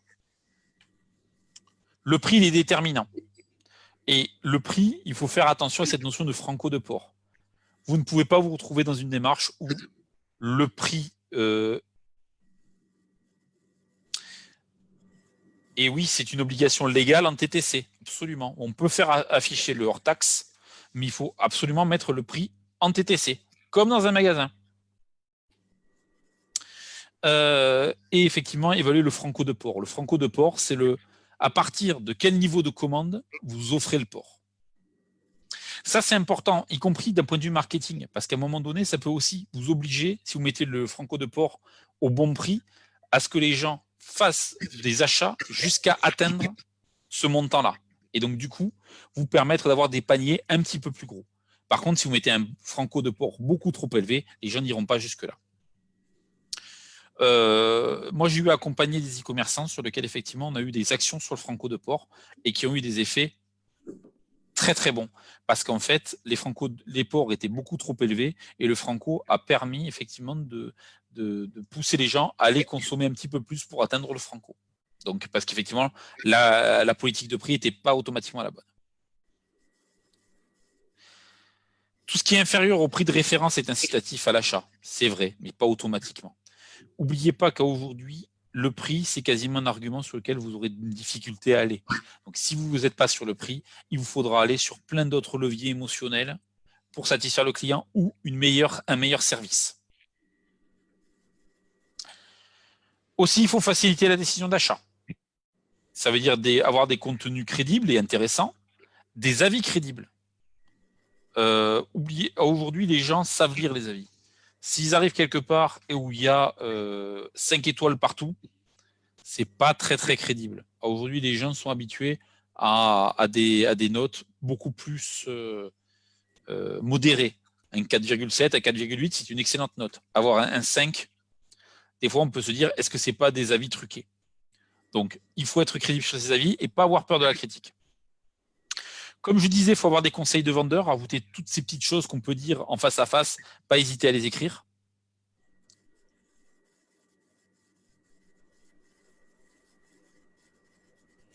C'est toute la difficulté des prix à faible prix d'achat et prix d'expédition. C'est qu'aujourd'hui, il faut vraiment, dès le départ, bien faire comprendre aux gens sur cette partie-là que le prix d'achat, il y a automatiquement un coût d'expédition.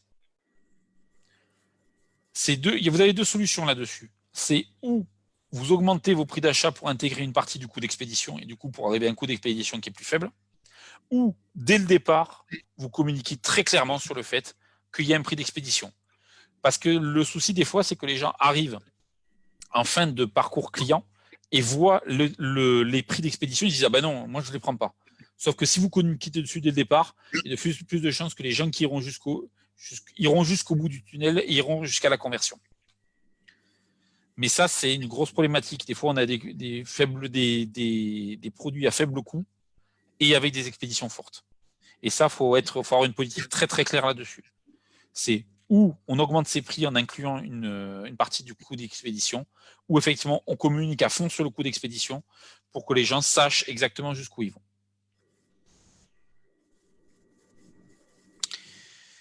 Donc on disait effectivement des conseils de vendeurs, les différentes possibilités de paiement, il faut toujours laisser le choix au client.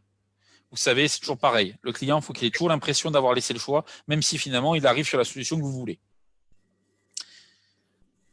Des délais de livraison explicites. Vous dites effectivement, à aujourd'hui, vous êtes livré sous 3-4 jours. Ne leur dites pas, vous êtes livré sur un jour et il sera livré en 2. Évitez surtout la déception. Des modes d'expédition fiables, ça veut dire qu'effectivement, Colissimo ou d'autres, ou en point relais, mais qui soient déficients, et une identification claire. Il ne doit pas y avoir de flou. Vous savez, vous connaissez le proverbe, hein, quand c'est flou, il y a un loup. Et surtout, s'il y a un lieu physique, ne pas hésiter à le mettre en avant. Parce que des fois, certains internautes ne comprendraient pas qu'il existe une boutique, mais qu'elle ne soit pas mise en avant. Parce qu'il veut dire qu'est-ce que c'est, ils la cachent, c'est pas eux, et ainsi de suite. Ça, c'est poser des questions. Dès que vous faites poser trop de questions aux clients, vous le perdez. Donc, tout doit être clair. Pour satisfaire toutes les typologies d'acheteurs et permettre une navigation sans impasse, il vous faut une navigation optimisée. Ça veut dire qu'il faut aussi, des fois, dans certains sites, un moteur de recherche. Tout simplement parce que vous avez des gens, ils ne vont pas vouloir aller trifouiller dans les rayons, ils vont vouloir aller à l'essentiel, ainsi de suite. Il faut aussi avoir des fois des critères de tri. Alors, on appelle ça souvent de la navigation à facettes. Ça va permettre aux gens, effectivement, de faire des tris par prix, par type, par marque, par couleur, et ainsi de suite.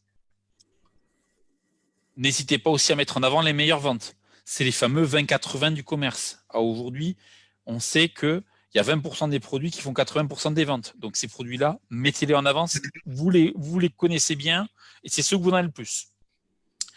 Et l'autre avantage de l'e-commerce, effectivement, c'est ce qu'on appelle le cross-selling ou les ventes associées.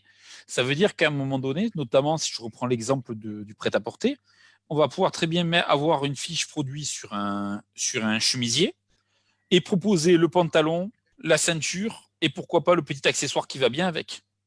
Ça veut dire effectivement ce côté de « Ah ouais, mais si tu prends ça, tu peux prendre ça » et ainsi de suite. Ça, c'est une arme redoutable, le cross-selling, parce que justement, ça permet d'augmenter assez facilement le panier moyen et surtout de faire passer le plus de temps possible les gens sur le site pour qu'ils aillent bien voir tout ce que vous avez en boutique. On a dit rassurer à l'achat, mais il faut aussi rassurer à la commande. Ça veut dire qu'une fois que l'achat est fait, les personnes ont envie d'être rassurées pour être sûr que tout est bien été pris en compte, qu'il n'y a pas eu de problème de paiement, ainsi de suite. Ça veut dire qu'il faut confirmer très vite que la commande est bien passée, que le paiement est bien validé et les modalités d'expression. Et s'il y a un problème, avertir le client le plus tôt possible. Un client averti, il comprendra. Un client qui est mis devant le fait accompli, vous êtes sûr qu'il sera mécontent et qu'il mettra un avis négatif.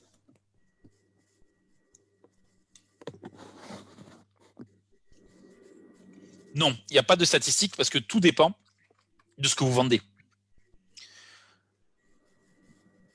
C'est toute la problématique aujourd'hui. Le nombre d'articles par site marchand, il peut varier. Aujourd'hui, vous avez même des sites marchands. Je prends l'exemple de par exemple, tout ce qui est literie maintenant, qui ne vendent que 4-5 produits. L'incroyable Teddy Bear, ils ne vendent que 4-5 produits. Donc ça, c'est toujours les choses à ramener à votre stratégie et ce que vous allez avoir. Après, tout dépend de votre secteur d'activité. Parce qu'aujourd'hui, dans le prêt-à-porter, oui, vous allez avoir certaines références. Beaucoup de références. Mais avoir beaucoup de produits, ce n'est pas un gage de beaucoup vendre. Il faut plutôt avoir la bonne offre, mais bien la scénariser et avoir une excellente expérience client. Donc du coup, comme je disais tout à l'heure, il faut aussi bien préparer ses colis. Donc préparer correctement, expédier rapidement. Ne pas oublier de mettre de la pub. Il faut qu'il y ait dans le colis une trace de vous. Pourquoi ? Si vous mettez un petit mot personnalisé avec une carte de visite et que demain, le client va la garder. Et il va peut-être dire à un autre prospect, tiens, regarde, j'ai acheté à ce site-là. Et votre carte de visite, elle va passer chez quelqu'un d'autre qui ensuite viendra chez vous. Donc aujourd'hui, c'est super important qu'il y ait toujours une trace de vous, un flyer, quelque chose. Et de temps en temps, n'hésitez pas à mettre un goodies ou un cadeau de bienvenue. Comme je l'ai dit, ça fait toujours plaisir. Et si ça fait plaisir, c'est un client qui est satisfait. Et comme je vous ai dit, un petit mot personnalisé, ça, vous prenez votre carte de visite, derrière, vous écrivez à la main « Merci pour votre achat et à bientôt ». C'est un effet bœuf parce que les clients ont l'impression d'acheter un artisan, un commerçant et pas une multinationale. Et ils ont l'impression que dans la relation client, c'est beaucoup plus fort. Et ça crée de l'émotion. Donc ça, ne l'oubliez jamais. La fidélisation, ça, c'est le nerf de la guerre. Parce que, on va être clair, hein, aujourd'hui, ça coûte 10 fois moins cher de fidéliser que d'acquérir. Ce que je vous disais sur la stratégie de dire je veux à tout prix de nouveaux clients, oui. Alors, dans certains cas, c'est obligé parce que vous avez des cycles de vente qui sont très longs, et pour d'autres, privilégiez vraiment la fidélisation. Ça veut dire qu'il va falloir garder le contact, donner des nouvelles. Est-ce que c'est de l'emailing, de la publicité, les réseaux sociaux? Les réseaux sociaux, c'est un super outil pour ça. J'ai aussi marqué courrier parce que, point très très intéressant d'un point de vue marketing, on reçoit de moins en moins de courriers papier. Donc peut-être à certains moments, d'écrire à ses clients à des moments bien spécifiques, ça peut être un élément très très intéressant pour se différencier. On peut avoir une politique de bon de réduction. Alors, moi, je ne suis pas un fan des soldes, de tout ça. Le bon de réduction, il faut le mettre vraiment dans un cadre bien particulier que vous maîtrisiez bien, parce que sinon, si vous en faites trop, vous allez attirer une clientèle qui ne consommera que pendant de la promotion. Donc, il faut être très vigilant avec la politique de bon de réduction et d'utiliser de la meilleure manière. Il faut qu'elle existe, mais il faut qu'elle soit la plus rare possible. Parce que sinon, vous allez vous retrouver dans une démarche où ça fera partie intégrante de votre communication et ça risque de vous pénaliser. Le parrainage, ça peut aussi bien fonctionner dans certains secteurs d'activité. C'est-à-dire que ce soit un client qui vous ramène un autre client en ayant des avantages. Surtout aussi être attentif aux remarques des clients. Si un client se prend la peine de vous faire une remarque, de vous envoyer quelque chose, prenez-le en compte, répondez-lui, même si vous n'êtes pas d'accord avec ça. Parce que sinon, il aura l'impression de ne pas être écouté. Et ça serait dommage parce que du coup, ça devient un client qui est insatisfait. Et du coup, ça vous oblige aussi à avoir une vraie stratégie sur les réseaux sociaux. Aujourd'hui, n'oubliez jamais que les réseaux sociaux, c'est avant tout un outil de fidélisation plus qu'un outil d'acquisition. Et c'est un magnifique moyen pour garder le contact avec ses clients et ses prospects. Et surtout, il faut faire de la veille. Il faut avoir un œil sur la concurrence, parce qu'il faut voir un peu ce qui se passe. Il faut être attentif à sa réputation, irréputation. Et il faut se tenir au courant des évolutions technologiques, commerciales et juridiques. Loi Hamon, RGPD, tout ça, pour être sûr d'être bien en phase. Parce que ça aussi, ça fait partie de la réassurance du client. Le fait que vous soyez en phase juridiquement, ça rassure. Les investissements sur un site marchand, il y a l'identité graphique, il y a la création de la structure technique, le graphisme, la constitution du catalogue, c'est-à-dire prendre des photos, rédiger les contenus, qualifier les fournisseurs, acheter le stock, référencer le site, ça c'est un coût qui est de plus en plus cher, faire de la publicité, rédiger les contrats et conditions générales de vente. Et il ne faut pas oublier qu'on est à peu près sur un investissement annuel de l'ordre de 20% du CA dans le site internet si on veut le faire progresser. Parce qu'aujourd'hui, il y a plein de coûts. Alors, ces 20% du CA, ça peut être aussi de l'investissement de temps.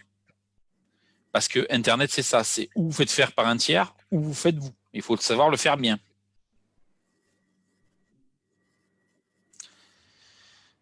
Dans la définition du budget, il y a 3 enveloppes à considérer. La création du site ou choix de plateforme, donc la partie très technique. Et là-dedans, je rajouterai aussi la partie graphisme qu'on va mettre là-dedans. La notion d'abonnement annuel, parce qu'on va se retrouver avec des frais qui vont être liés à l'hébergement du site internet, au nom de domaine, ou si je suis sur des places de marché, à d'autres éléments. Et effectivement, après, tout ce qui va être un budget lié à la publicité, à la communication, sur le référencement naturel, les partenariats, et ainsi de suite. Comme je l'ai dit, je ne parlerai pas des outils d'affiliation. Là, je n'irai pas plus loin dans cette démarche-là parce qu'aujourd'hui, on est plutôt sur un webinaire de découverte plus que cette partie-là. Mais attention, l'affiliation, c'est le principe du commercial. C'est le principe qu'aujourd'hui, c'est quelqu'un qui vous amène du flux et qui, du jour au lendemain, ne peut ne plus vous amener parce que vous n'êtes plus assez intéressant. Donc, c'est quelque chose qu'on ne peut faire, l'affiliation, que quand on a vraiment un e-commerce qui est bien adapté. Moi, je vois que c'est vraiment des e-commerce très matures qui partent sur des process d'affiliation. Donc, effectivement, et le budget communication, il reste important, surtout sur les premiers temps. Voilà. Maintenant, un petit focus sur l'e-commerce aux professionnels. Le B2B. Alors, le marché B2B, l'e-commerce inter-entreprise, il dépasse 150 milliards d'euros de CA. 130 milliards d'euros pour les entreprises de plus de 10 personnes et 15 milliards d'euros pour celles de moins de 10 personnes. Il y a une croissance qui est de l'ordre de 15% par an. Sur les 3 dernières années, on retrouve globalement les chiffres qu'on a vus tout à l'heure. On était plutôt à 11 et quelques pourcents sur l'e-commerce B2C. Et aujourd'hui, effectivement, ça se met entre les ventes en EDI, donc c'est les ventes, des ventes spécifiques qui sont via un protocole particulier, et d'autres qui sont sur des ventes beaucoup plus classiques. Il y a beaucoup de points communs entre les attentes B2B et B2C, donc B2B, business to business, professionnel, et B2C, grand public. La satisfaction client est une valeur commune de marché. Les deux marchés captent leurs clients grâce au même levier, la considération et l'émotion. 71% des clients professionnels attendent de plus en plus des expériences de type grand public. Même pourquoi ? Ils sont habitués à ça dans leur vie personnelle et ils ont du mal à comprendre pourquoi ils ne retrouveraient pas les mêmes choses dans un rapport professionnel. Ça fait 3 à 4 ans que ça a complètement changé, le rapport Internet et aux professionnels, parce que les attentes sont de plus en plus fortes et ils ont dû revoir énormément de choses et d'utiliser énormément de leviers qu'on trouvait que pour le grand public. B2B et B2C doivent comprendre les parcours d'achat de leurs clients. Très important, l'acheteur pro, il mène seul entre 65 et 90% de sa réflexion d'achat.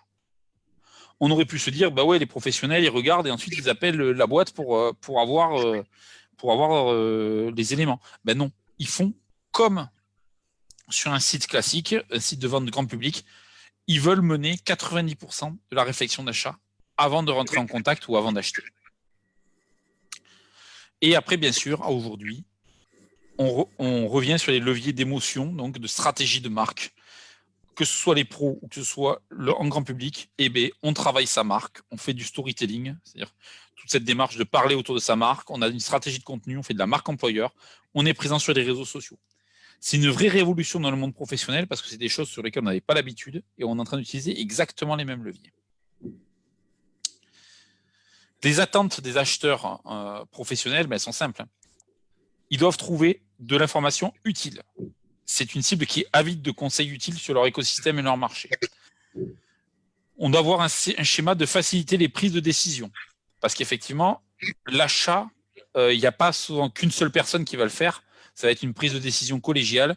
Donc, il faut vraiment que ça soit de la manière la plus simple possible pour eux. Et on se retrouve dans la même démarche où il va falloir entretenir une relation client-fournisseur. Alors là, on était dans de la fidélisation personne par personne dans le cadre vraiment du grand public. Là, on va être dans une relation à garder le contact avec un service d'achat en entier. Alors, on pourrait se poser la question de pourquoi mettre en place un site marchand en B2B. On pourrait se dire déjà, peut-être pour lancer une nouvelle gamme sans passer par leur réseau de distribution. Ça permet effectivement d'avoir une mise en marché rapide et la possibilité de collecter directement des infos sans passer par des tiers. Principalement aussi, c'est pour gagner en visibilité. Parce que souvent, et on l'a vu, il y a beaucoup de marques qui se retrouvent finalement, de fournisseurs qui se retrouvent en second rideau. Les distributeurs sont bien plus visibles que l'entreprise qui produit. Donc, à un moment donné, il est hyper important pour l'entreprise d'être visible. Favoriser le réachat des clients et la facilité de commande. Mettre en place une politique tarifaire différenciée. Aujourd'hui, sur les sites marchands, souvent, en fait, c'est plutôt des extranets d'achat. On vient se connecter et on a une ristourne qui est spécifique au client ou au niveau de commande. Permettre à son réseau de se concentrer sur le conseil plutôt que sur la gestion des petites commandes. Là aussi, ça peut permettre à ses commerciaux terrain ou ainsi de suite de renvoyer toutes les petites commandes sur un site marchand et eux de ne traiter que du gros marché. Et effectivement, faire de la fourniture de produits à ses distributeurs, donc de transformer ça en une plateforme de commande en ligne, ce qui fait que du coup, on traite moins d'administratifs et on a centralisé tous les achats. D'ailleurs, quelques fonctionnalités spécifiques d'un e-commerce marchand. On va retrouver la mise en place d'un espace client, la personnalisation du catalogue, des tarifs par client, la gestion des services, des demandes de devis. Ça aussi, c'est la différence par rapport au grand public.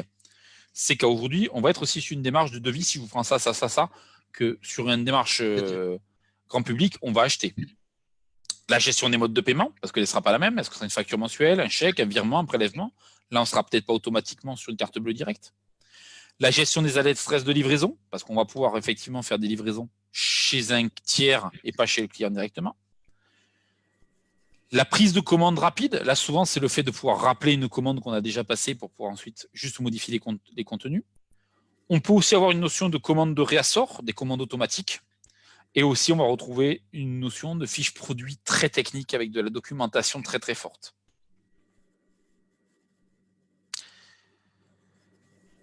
Maintenant, on va parler sur les grandes tendances de l'e-commerce à venir. Alors, le RGPD s'applique à tout le monde, que ce soit entre professionnels ou entre particuliers. Parce qu'aujourd'hui, le simple fait d'avoir une adresse nominative de quelqu'un, c'est-à-dire par exemple mon adresse mail l.fourcadier@tarn.cci.fr, c'est considéré comme une donnée personnelle. Donc oui, on a autant de règles qui s'appliquent aux professionnels qu'aux particuliers. De manière un peu différente, mais oui, on les a quand même. Alors, la première grosse tendance, on l'a vu, hein, c'est le M-commerce, hein, c'est-à-dire effectivement la notion d'achat mobile. Donc, ne vous y trompez pas, hein, dans votre projet de vente en ligne, il va falloir pas mal l'orienter sur une expérience client forte sur le mobile. Parce qu'on sait que aujourd'hui, ça sera de plus en plus présent et de plus en plus utilisé. Hop là, pardon. Le social shopping, alors ça c'est un serpent de mer, ça fait des années que j'en entends parler, on devrait vendre et acheter en ligne facilement sur les réseaux sociaux. Il y a eu plein de tests qui n'ont pas été concluants. Aujourd'hui, il commence à y avoir des solutions, il y a des choses qui émergent, il y a des choses qui vont arriver des États-Unis qui font qu'on va pouvoir vendre sur les réseaux sociaux beaucoup plus facilement et ça va être un vrai levier. Le big data et l'ultra-personnalisation. Ben oui, aujourd'hui, ça c'est un levier important, c'est le fait que quand je me connecte avec mon compte client, il y ait des informations qui arrivent qui ne concernent que moi ou qu'on me propose des produits qui m'intéressent et ainsi de suite.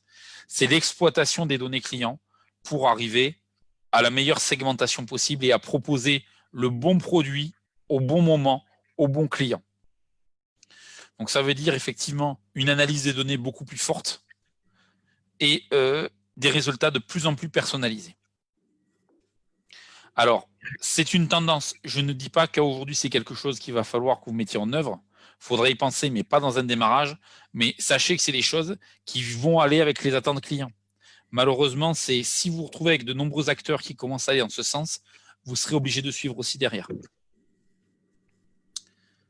L'expérience client, je ne vais pas arrêter d'en parler, mais pour moi, c'est le maître mot.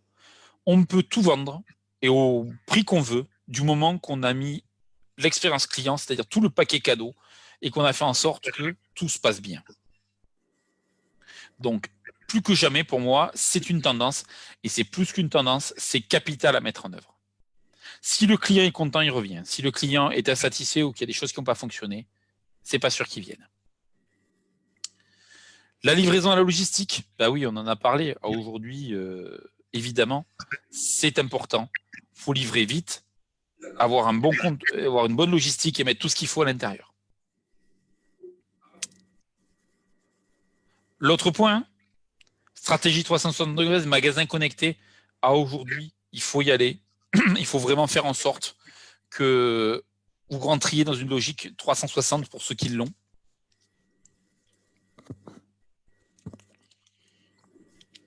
C'est-à-dire qu'il ne faut pas avoir peur d'avoir du numérique dans le magasin.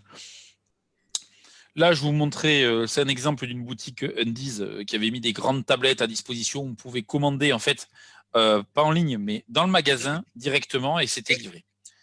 Mais rien ne vous empêche, vous, ne serait-ce que d'avoir une tablette en magasin qui soit reliée à votre site internet ou qui soit reliée à vos réseaux sociaux. N'ayez pas peur de faire rentrer le numérique dans le magasin. Il vous faut tout chaîner. Ce sera plus simple pour vous à gérer et surtout, vous faciliterez l'expérience client de vos utilisateurs.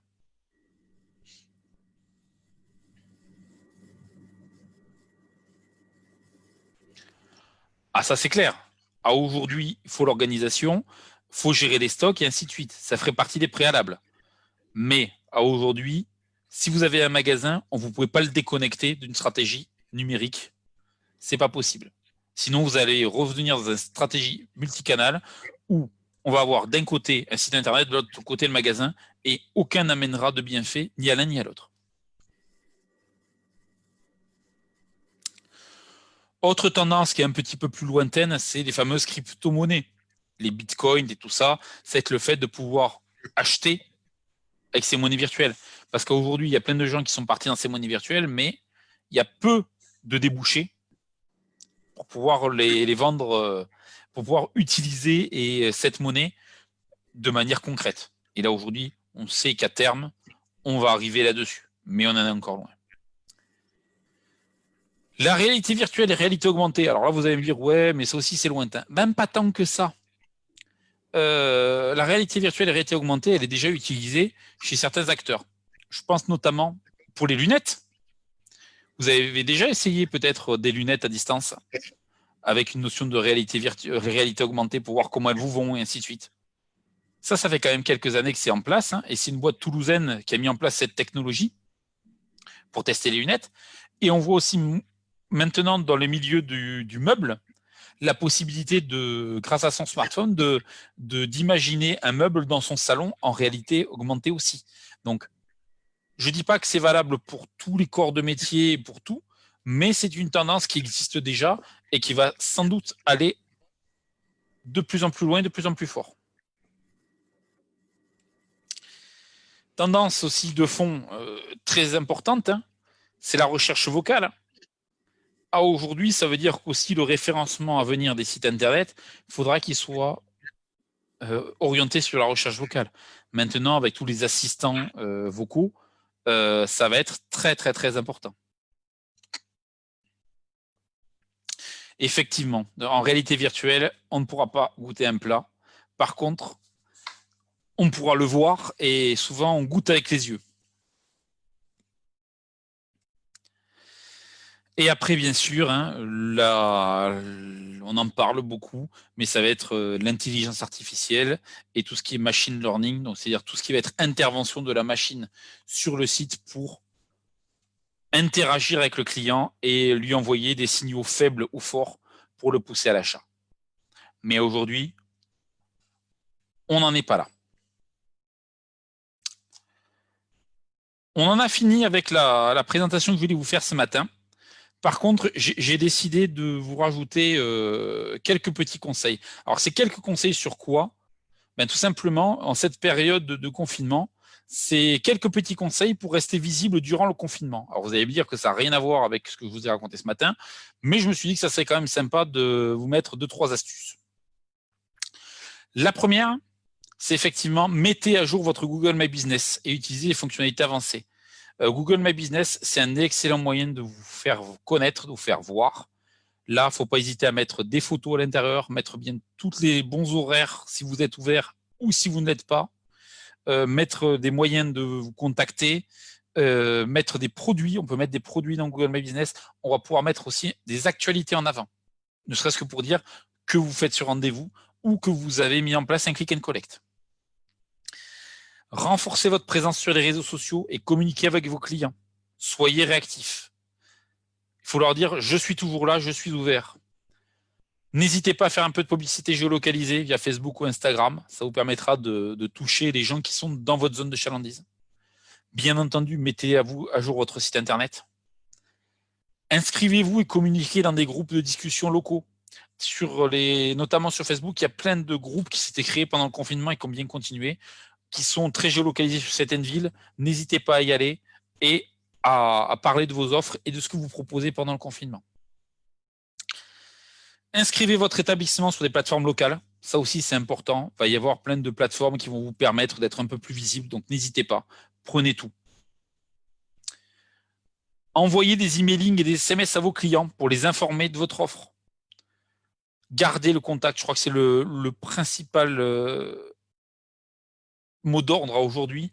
C'est qu'il vous faut garder le contact avec les clients et leur dire que si vous n'avez pas encore mis quelque chose en place, vous allez le faire. Vous savez ce qu'on dit, loin du cœur, loin des yeux. Donc, il vous faut garder le lien. Valorisez votre offre dans votre signature de mail. Là aussi, c'est un élément de communication sur lequel on ne travaille pas assez des fois. La signature de mail, on peut mettre plein d'éléments intéressants à l'intérieur. Donc, ne serait-ce que de mettre un lien vers les réseaux sociaux. Donc, n'hésitez pas à le faire. Comme je vous l'ai dit, pensez fidélisation plutôt qu'acquisition de nouveaux clients. Montez en compétences via des webinaires et des formations comme ce matin, parce qu'il va se passer plein de choses et on va vous proposer de plus en plus de points. Et surtout, tenez-vous informés, contactez votre CCI. Aujourd'hui, on va beaucoup travailler sur le numérique pendant ce confinement, donc n'hésitez pas à rentrer en contact avec nous et on aura sans doute des choses à vous proposer. Et dernier point que je vous proposerai après pour ceux qui me demanderont les éléments, je vous mettrai aussi un document que les CCI d'Occitanie avaient réalisé pendant le confinement, qui s'appelle « Comment vendre en temps de crise » et sur lequel vous allez retrouver pas mal de petites astuces, de liens vers des plateformes, vers des articles. Ça ira très bien en complément de ce que je vous ai raconté ce matin. Donc effectivement, si vous êtes ressortissant de la CCI du Tarn, n'hésitez pas à me contacter pour qu'on en discute. Sinon, n'hésitez pas à contacter mes homologues dans les autres CCI, vous inquiétez pas. Ils ont plein de choses à vous dire. Si vous avez des questions, eh bien, c'est maintenant. Je suis à votre écoute. Je réponds juste à une première question qu'on m'a écrit, c'est effectivement le webinaire, il est sur Facebook.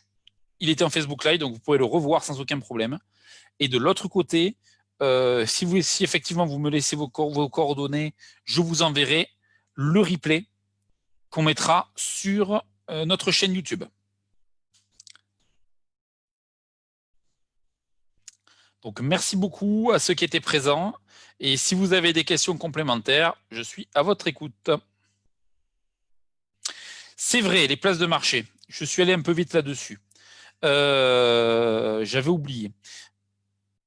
Les places de marché, aujourd'hui, ça reste un élément très important dans la démarche de mettre en place un e-commerce. C'est même quelque chose qui peut vous permettre de mettre le pied à l'étrier. Si vous posez des questions sur votre produit, aujourd'hui, ça peut être très pertinent d'aller l'essayer sur des places de marché. Le problème des places de marché, c'est qu'elles peuvent prendre beaucoup de place dans votre chiffre d'affaires et du coup, vous pouvez en être dépendante. C'est-à-dire que j'ai déjà vu des gens qui se sont retrouvés dans des schémas où ils ont commencé par une place de marché, puis la place de marché a pris de plus en plus de part dans leur chiffre d'affaires jusqu'à peser près de 50%. Et comme il y a eu un problème, du jour au lendemain, plus de place de marché, ils se sont fait virer et donc du coup, leurs ressources, ils ne l'ont plus. Donc, il faut être très vigilant avec ça. Si vous allez sur les places de marché, prenez-les pour ce qu'elles sont, un bon coup de main, mais par contre, faites en sorte que ça ne pèse pas trop dans votre chiffre d'affaires, car sinon, vous aurez une vraie dépendance et qui peut vraiment vous mettre en danger. Voilà. Après, il n'y a pas de bonne ou de mauvaise place de marché. Il y a celle qui correspond à votre produit. Pour les aides à la digitalisation, à aujourd'hui, on n'a pas encore tous les éléments. Il y a eu les annonces du gouvernement et on est dans l'attente des éléments concrets. Donc, comme je vous ai dit, n'hésitez pas à revenir vers nous pour qu'on puisse vous donner des éléments. Pour l'instant, on ne les a pas tous. Alors, pour continuer sur les places de marché, oui Lionel, les places de marché de proximité, ça reste une bonne chose. Après aussi, le problème des places de marché de proximité, très souvent, c'est la problématique qui est liée au flux. Parce que des fois, on a des flux qui sont assez faibles comparés à des places de marché nationales. Mais il faut taper tous azimuts, il ne faut pas hésiter. Alors, peut-on envisager un e-commerce en sachant que la livraison demande un engin de déchargement à chaque livraison? Oui, on peut envisager ça. Il n'y a pas très longtemps, je connaissais un e-commerçant qu'on avait dans le département qui livrait des portails en kit, des portails en aluminium. Donc oui, Du moment que le client est au courant qu'il y a des frais de livraison et ainsi de suite, et qu'il y a une livraison particulière, il n'y a pas de problème. On peut tout vendre. Ce qui est toujours important, Anne, c'est que le client soit au courant dès le départ de toute la procédure et qu'il l'accepte. Du moment qu'il l'accepte, ensuite, il y a tout qui roule. Il n'y a pas de souci. Tac, tac, tac. Oui, quand j'aurai les horaires exacts pour l'atelier du 5, pardon, je vous enverrai les éléments.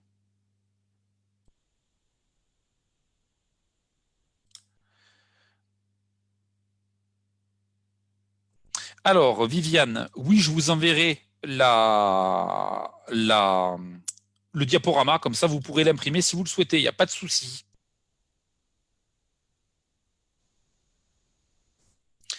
Alors, aujourd'hui, sur tout ce qui est aide et subvention, oui, on peut aider. Tout dépend des secteurs d'activité. Aujourd'hui, sachez que la CCI du Tarn a rouvert dès ce matin sa cellule de crise par rapport à tout ce qui est aide et subvention. Et voilà. Mais sachez aussi que pour l'instant, on n'a pas encore tous les éléments. Alors, oui, pour l'instant, il y a des aides qui sont conditionnées au nombre de salariés, mais on sait qu'il y a des choses qui vont arriver qui seront pas automatiquement de cet acabit-là. Mais pour l'instant, comme je vous l'ai dit, on n'a pas tous les éléments. Alors Gaël, pour le diaporama, n'hésitez pas à me remplir questionnaire de satisfaction, ce sera beaucoup plus simple pour moi. Comme ça, moi, je saurai exactement à qui je dois envoyer ou pas. Avez-vous d'autres questions?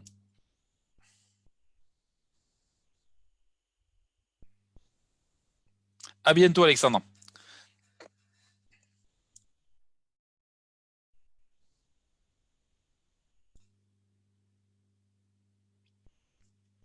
Oui, toutes les CCI d'Occitanie, je dis bien d'Occitanie parce que pas mal d'aides sont conditionnées au conseil régional.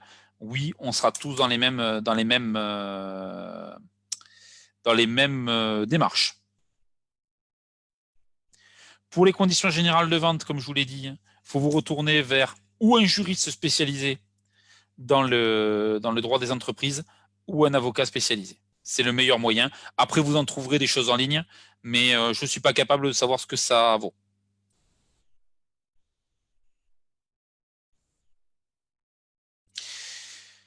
Aujourd'hui, sur votre déchargement, ce qu'il va falloir faire, et ce qu'on fait souvent les gens sur ce cas-là, c'est de se dire aujourd'hui, je prends un coût moyen et sur certains chantiers, je gagne, sur d'autres, je perds un peu d'argent.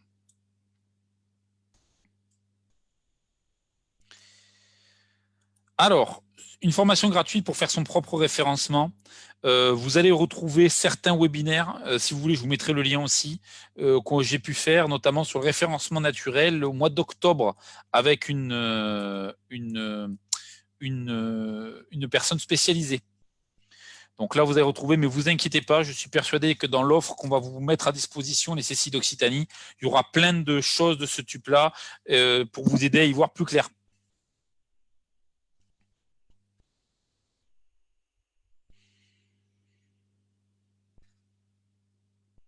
Donc, comme je vous ai dit, pour certains, n'hésitez pas à revenir vers moi, m'envoyer un email ou que je vous appelle pour qu'on puisse échanger ou même qu'on fasse une petite réunion via Zoom. Il n'y a pas de souci.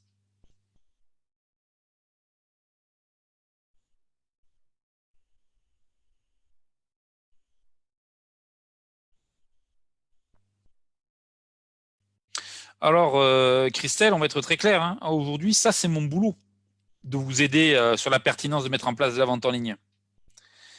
Aujourd'hui, c'est mon cœur de métier. J'accompagne les entreprises sur ces choses-là. Vous avez fait un site sur Wix, c'est super activé. Alors, le problème de Wix, hein, je vais être très clair là-dessus, c'est un site gratuit. Vous êtes sur une plateforme très dépendante et aujourd'hui, Wix est assez mal référencé par Google. C'est une vraie problématique. Hein. Soyez vigilants là-dessus.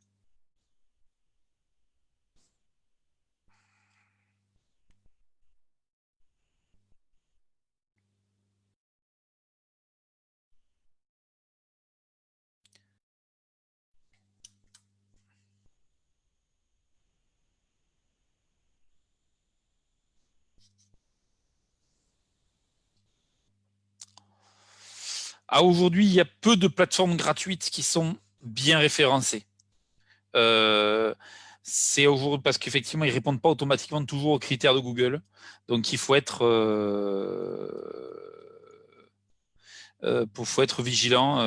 Aujourd'hui, je pense que créer un site sur certaines plateformes type WordPress ou trucs comme ça, déjà, on a plus de référencement. Un site pour recommander pour créer le e-commerce, à aujourd'hui, je pense qu'il vous faut être accompagné, voir Anne, la teneur de votre projet pour y voir plus clair et savoir vers qui vraiment vous tournez. Est-ce que c'est un site ou est-ce que c'est un prestataire spécialisé? Voilà, il y en a pour tous les goûts et tout dépend du projet et la complexité du projet.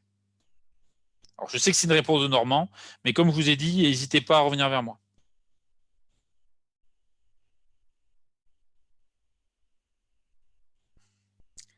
Alors, le budget est à géométrie variable. Hein. Mais aujourd'hui, on va dire que on a une enveloppe sur des petits sites marchands qui va se retrouver entre 3 et 5 000 euros. Et sur du site marchand avec beaucoup plus de références, entre 5 et 8. Et ça, je donne ces chiffres-là sans prendre en compte toutes les spécificités liées.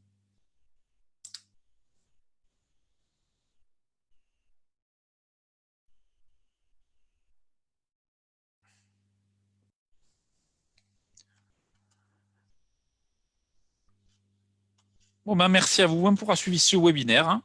Donc, je vous dis à très bientôt.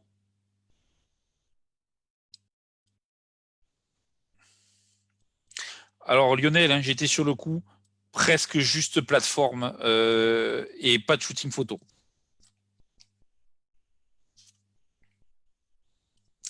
Je vous souhaite une excellente journée. Au revoir.